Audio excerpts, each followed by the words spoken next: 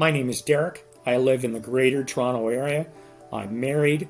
I have two adult sons. In 2009, I started to have some breathing difficulties. My oxygen levels went down dramatically, and so I had to go on steroids for really a 10-year period of time. But unfortunately, over that period of time, my lungs became scarred. I was diagnosed with pulmonary fibrosis. I had to go on oxygen, which led up to the process of going through a consultation to get a double lung transplant. So immediately following the transplant, I was placed on a variety of medications, one of which was an oral medication to treat CMV. And there really hadn't been a lot of discussion about CMV pre-transplant.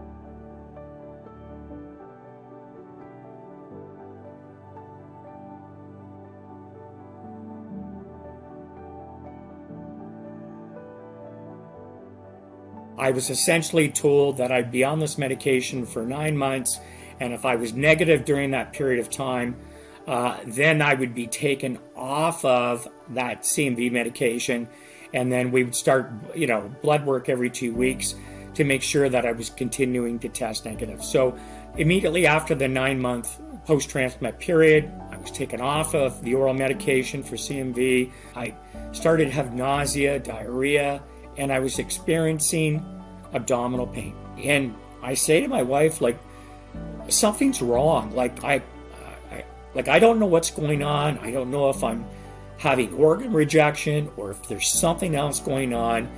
When I was eventually diagnosed with CMV, I was actually stunned because I really hadn't been given a lot of information about CMV.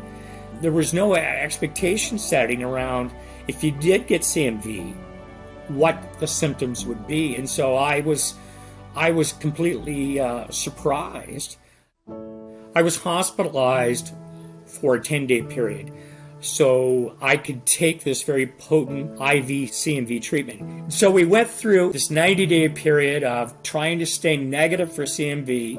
And so I did that on this other CMV oral medication. So I came off the medication, but within really 3 weeks, my viral load started to increase again. The process for CMV treatments, where I would go through this 90-day cycle and continue to have my viral loads go back up, was very frustrating. It was a roller coaster ride. It took a toll on me mentally, physically, and socially because I was tied to a weekly blood work schedule. I couldn't travel or go anywhere or really do anything. It's not like getting the flu where you're going to recover in 7 to 10 days. This is 3 years, right? It really just wears and grinds you down. I just saw this as an endless process, which really precipitated the fact that I felt that I had to do a lot of research to understand what other CMV treatment alternatives there were that could solve my problem. I found one, we had the discussion, we came to agreement that I would go on this particular medication, which was an IV treatment.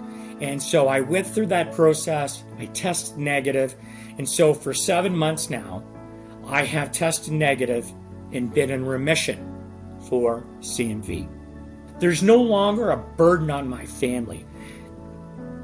There's nothing more frustrating and difficult than being a burden to your family. And so,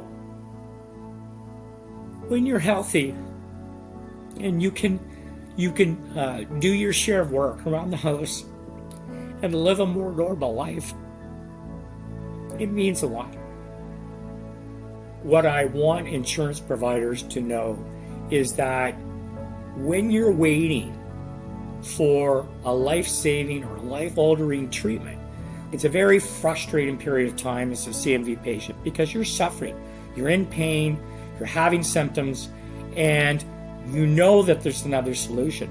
You can't get it. And the ask is that you try to be more supportive to the patient and work with all of the stakeholders to make sure that patient has access and eligibility to that new CMV treatment so that they don't have to suffer and that they have hope for the future.